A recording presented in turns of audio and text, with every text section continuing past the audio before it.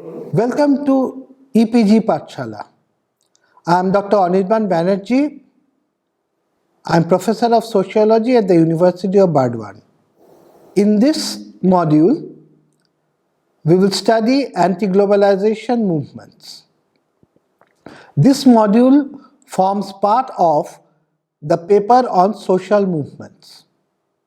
Why should we study social movements? For the sociologist, studying social movements is of great importance because social movements either lead to social change or they resist social change. Globalization is a social process, but there have been fierce resistance to this process, and that is what we will study. If globalization is the free movement of goods and services from one part of the world to another, then globalization has been with us since the dawn of civilization. The Indus Valley people, for example, they traded with Mesopotamia, they traded with Arabia, they even migrated and settled in Mesopotamia. Then what distinguishes the present stage of globalization? The present stage of globalization is marked by corporate capitalism. It is based on market forces. Its philosophy is neoliberalism. The anti-globalization movement or counter-globalization movement is a social movement critical of the globalization of corporate capitalism. It is a collection of many different organizations, individuals, and loose coalitions of both individuals and organizations. Before we proceed further, let us first formally define globalization. The businessdictionary.com defines globalization as, quote, the worldwide movement towards economic, financial, trade, and communication integration. The philosophy behind globalization is neoliberalism. While the old liberalism preached that the state should not interfere in economic activities, the neoliberals preach that the state should withdraw from all economic and welfare activities and leave people to fend for themselves in the marketplace. The model preached by the advocates of neoliberalism is globalization, marketization, privatization. Now, we will discuss the anti-globalization movement. So what is the anti-globalization movement? It is an effort to counter the perceived negative aspects of the current process of globalization. The anti-globalization movement is opposed to neoliberalism and international institutions that promote neoliberalism. What are these institutions? These are the World Bank, the International Monetary Fund, the Organization for Economic Cooperation and Development, and the World Trade Organization. That apart, there are neoliberal free trade agreements like North Atlantic Free Trade Agreement, the Multilateral Agreement on Investment, and the General Agreement on Trade in Services. Now let's look at the nature of the anti-globalization movement. In other words, what is anti-globalization movement? For Bachmann, the nature of anti-globalization movement is diverse, and there exists a great deal of disagreement on the name of the movement. It has been named by various social scientists as anti-globalization movement. It is claimed that it is a media-driven label. It is therefore also labeled as anti-capitalist movement, the global justice movement, the civil society movement, the alternative globalization movement, or the movement against global corporatism. Bachmann defined anti-globalization movements as a loose association of various groups which attempt to redefine the societal values about economic growth, socio-economic equality, and the relations of individuals to one another and their natural environment. Let's now trace the origins of the anti-globalization movements. We may trace it back to the 1970s. Before we continue, we should note that the term globalization itself is of recent origin. It has been used since 1990s. Prior to that, there were other terms like neo-colonialism, neo-imperialism, etc. Now,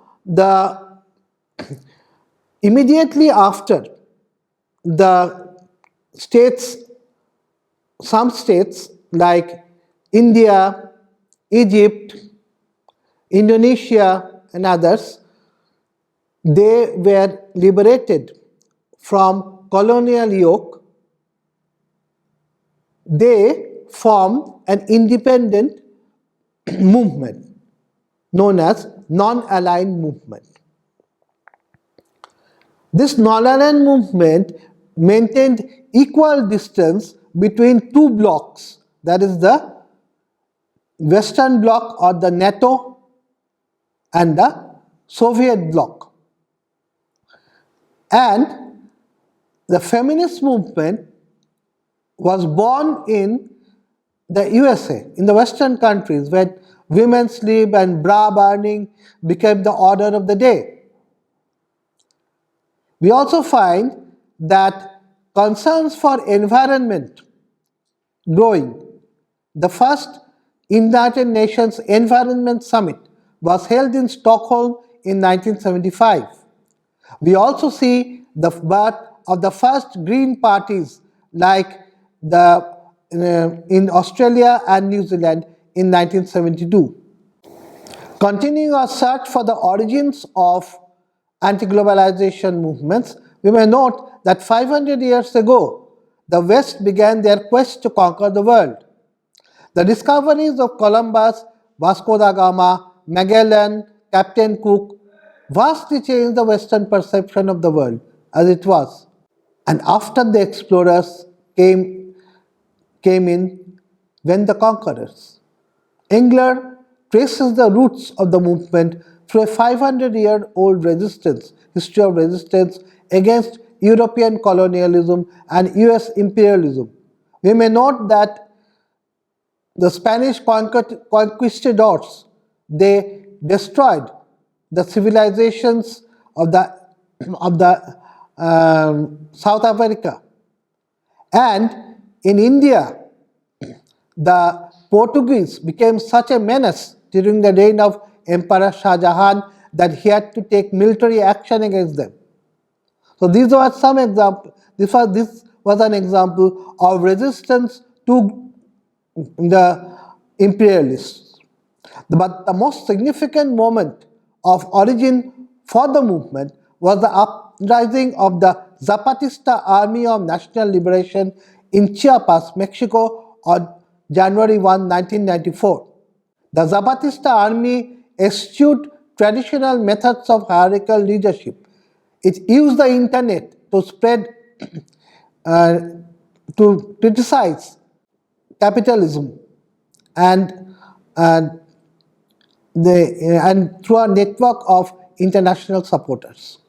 Now, the first stirrings of the anti-globalization movement may be traced to 1980s. In that decade, the World Bank and the International Monetary Fund became the focus of large-scale protest. Especially important was the Narmada Dam and the transmigration project of the Suharto regime. The Narmada Bachao Andolan was directed against the submergence of large-scale areas of land, and but ultimately it could not be a success. To smoothen the process of globalization, the metropolitan powers like the USA, the UK, France, Spain, etc., they engaged in repeated negotiations and agreements, like the Multilateral Agreement on Investment, we will call it MI, the new round of global trade negotiations by the World Trade Organization in Seattle in December 1999. But these meetings became the focus of anti-globalization protests.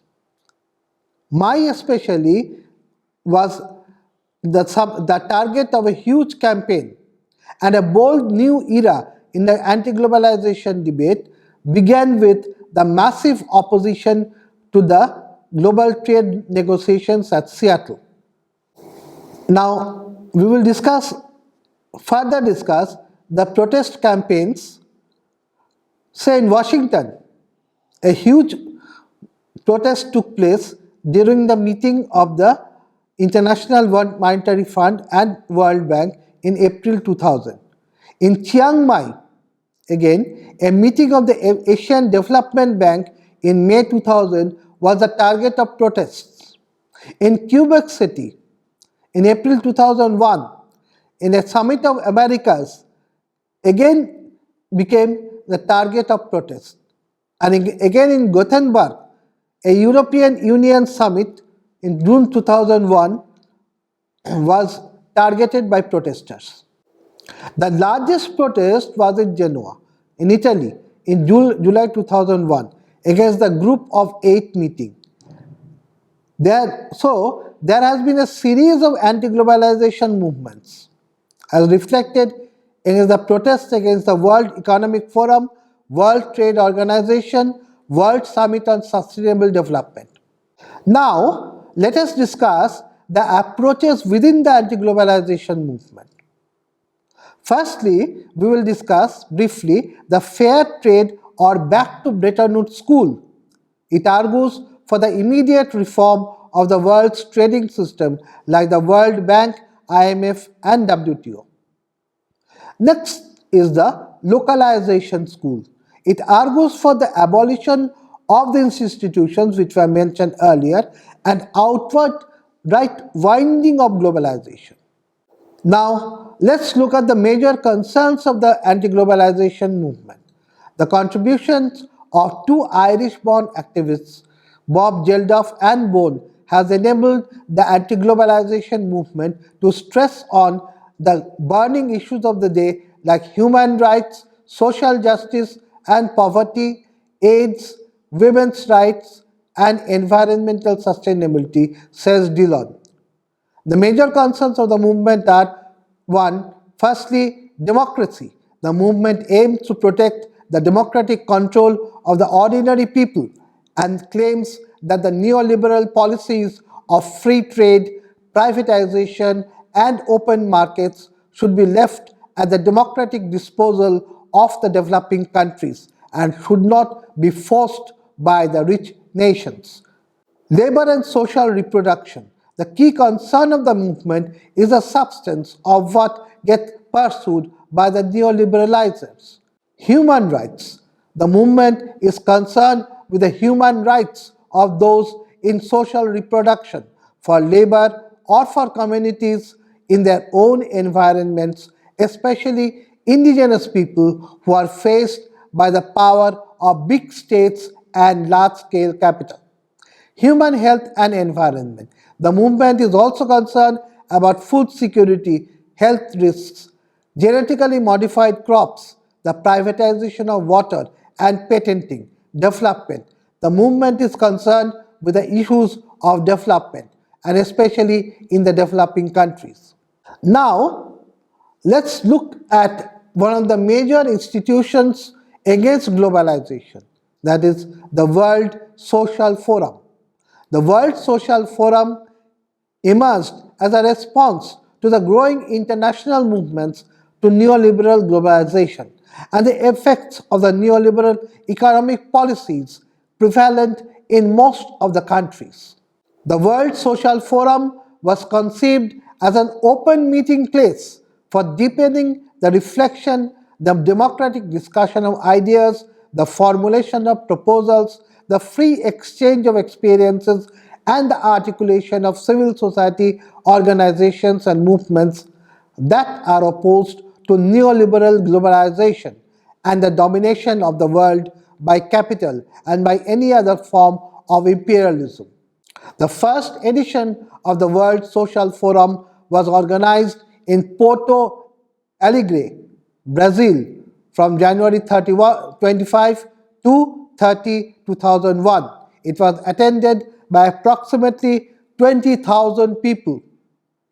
They comprised delegates from 117 countries, youth camp, and indigenous nation camp participants.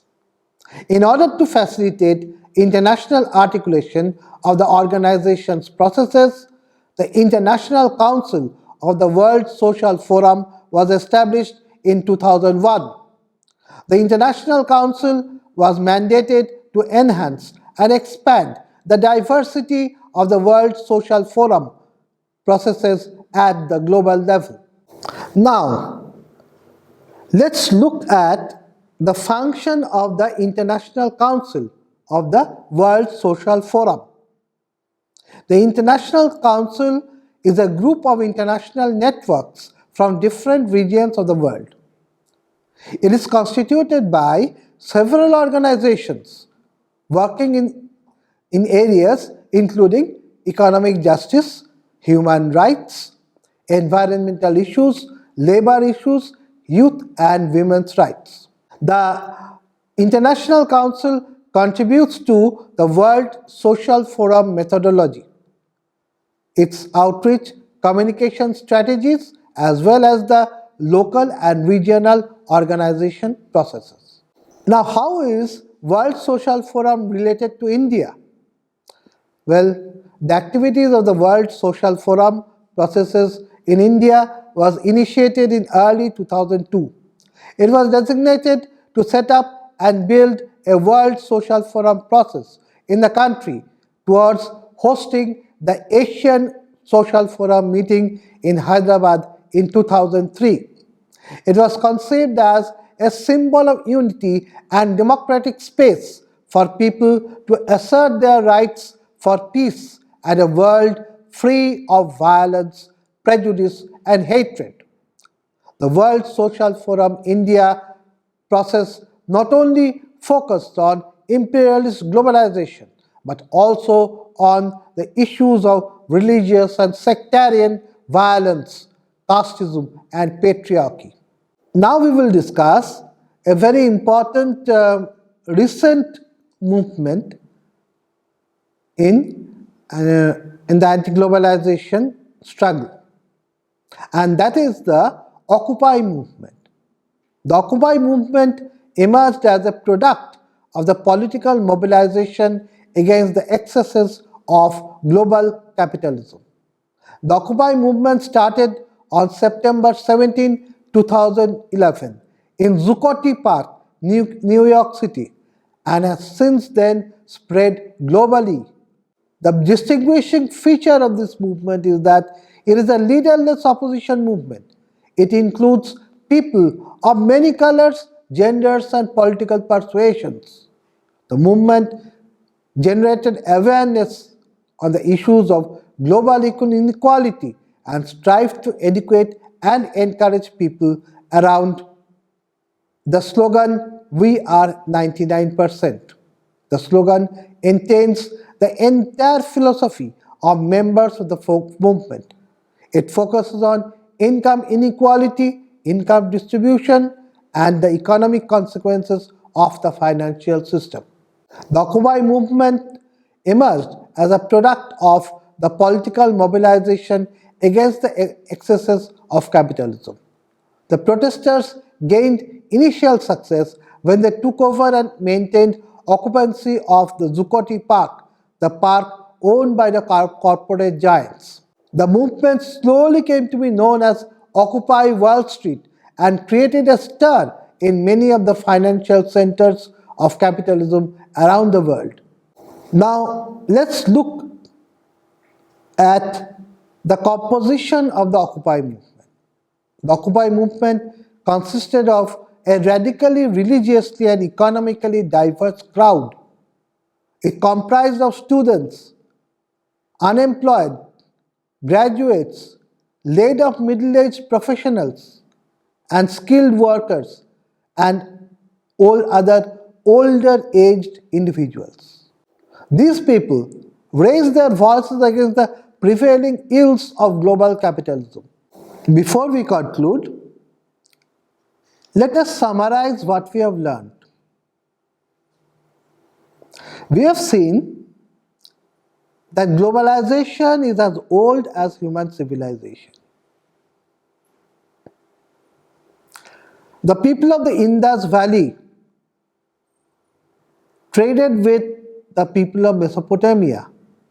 They traded with Arabia. If globalization means free trade and movement of goods and services, then globalization was present during the days of Indus Valley civilization. Then we also find how religious globalization has taken place during Ashoka's time.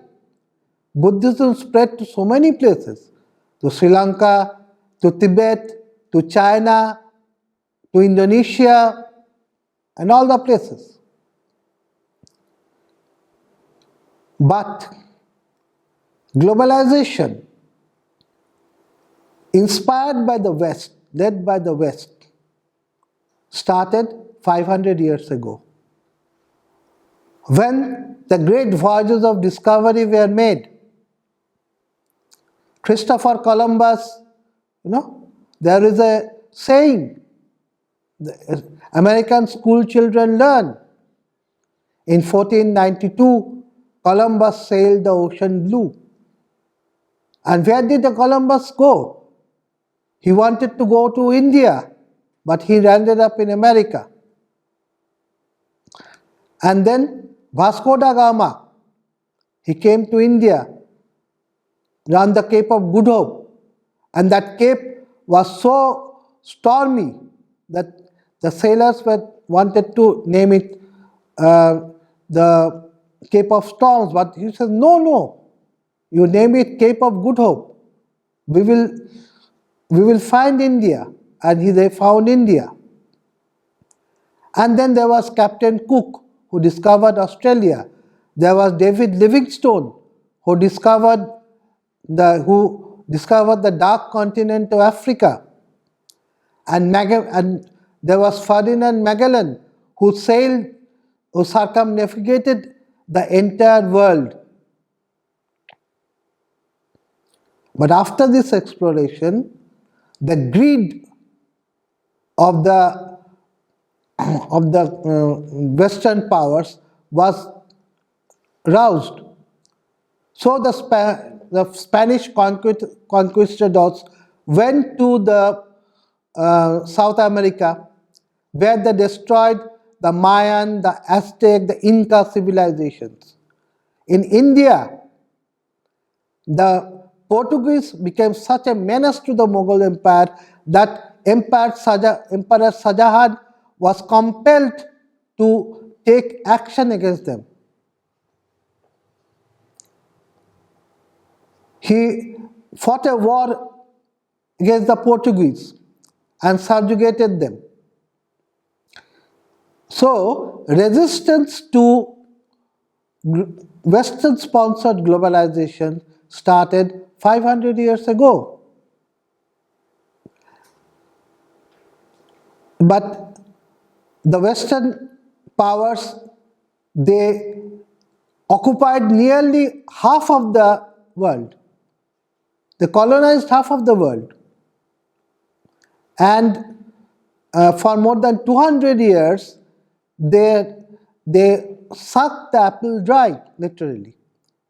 Wherever they went, they exploited the resources of the country to the limits.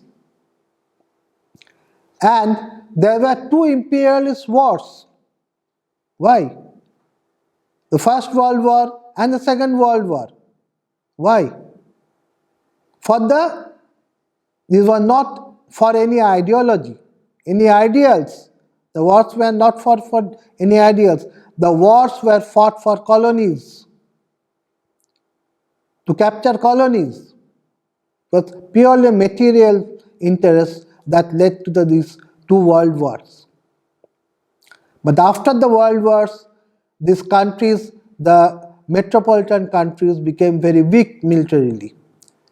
They could no longer hold on physically to their possessions. So, they decided to grant them independence.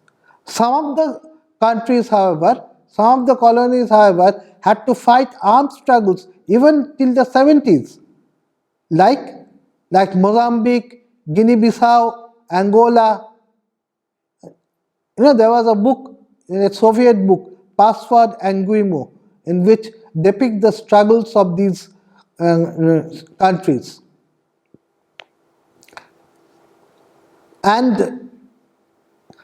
But the Western powers did not cease to have any relations with their colonies. British, for example, the British founded the Commonwealth. The Commonwealth is, the Commonwealth states, all those were former British colonies were Commonwealth states. Some of them are not even fully independent. Australia, Canada, for example, have dominion status. They are dominions. They are not, because they have the Queen as the head of their state. Now, what happened? These powers, they could not physically maintain their control. Old style colonialism was no longer in fashion. So, what they did? They started economically binding the countries through loans and other so-called what we will say, help. All right, so-called aid. So this led to a new form of colonialism known as neo-colonialism or neo-imperialism. And then came globalization. This continued till the 1980s, end of the 1980s. You see,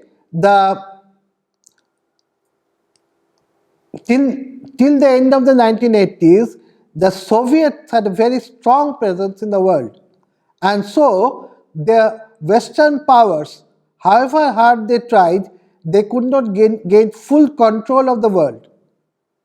But after the demise of the Soviet Union, what happened is that they started a new tactics, a new strategy to take control of the world. The Dunkel proposals came, and then it was the Dunkel proposals led to the foundation of the World Trade Organization, which initiated globalization. India was forced to globalize. How? In 1990, India's balance of payments position was very bad. India was forced to take a loan from the IMF. And then the International Monetary Fund imposed on India severe terms, those which were neoliberal, so India was converted forcibly into a neoliberal economy. The Indian government was previously a welfare state, but now the government became retreating from welfare. Then India relied on a strong public sector to develop the country. But following the IMF dictates, India had to sell off many of the public sector assets to private parties. That is, privatization started. Then India was initially, after independence, India adopted a protectionist policy to protect her infant industries. India had to open up under the pressure of the IMF. And as a result of this, India became a global economy. India's economy became a global economy. But from the very beginning, India's globalization policy has been subjected to criticism. And now we find that there have been several anti-globalization movements. The first one started on January 1, 1994, with the Zapatista Army of Liberation starting in Mexico, in Chiapas, Mexico. And then we find that wherever the agents of globalization like the IMF, World Bank, Asian Development Bank, etc., they have gone. The anti-globalization protesters have gone there. And they have, as a counterpoint to the World Economic Forum, they have built the World Social Forum. And the latest in the series of anti-globalization movements has been the Occupy movement, the Occupy Wall Street movement. All these spells danger for Western capitalism. Now, the West, following the pressure from their people, the Western powers are no longer finding it convenient to pursue globalization. And that is the reason why Brexit has taken place. Britain, we know, has decided to exit from the European Union. It is said that even the British Queen was in favor of Brexit. And now Donald Trump has come to power in the USA. And the first thing he has done is to ban the entry of migrants from some selected countries. And moreover, he has also heightened the wall for HIV1 visas. Why? Because of the pressure of the people. Why? These companies, more than 100 American companies, have challenged Trump's decision to build a tariff wall similar, to make it difficult for people to obtain HIV1 visas. Why? Because they feel it is bad for their business. But what the people, the American people, for the American people, HIV1 visas is as good as poison. Why? Because they lose their jobs. These companies bring people who are ready to work at much lower rates than the American people. So does all this signify? We think that all this signifies a retreat from globalization. I think, in fact, some articles have already appeared in newspapers saying that globalization may be in retreat. With this, I thank you for viewing the video, and if you want to read more, please see SM11 in the EPG Pathshala, and also you can go through the references in Learn More. Thank you.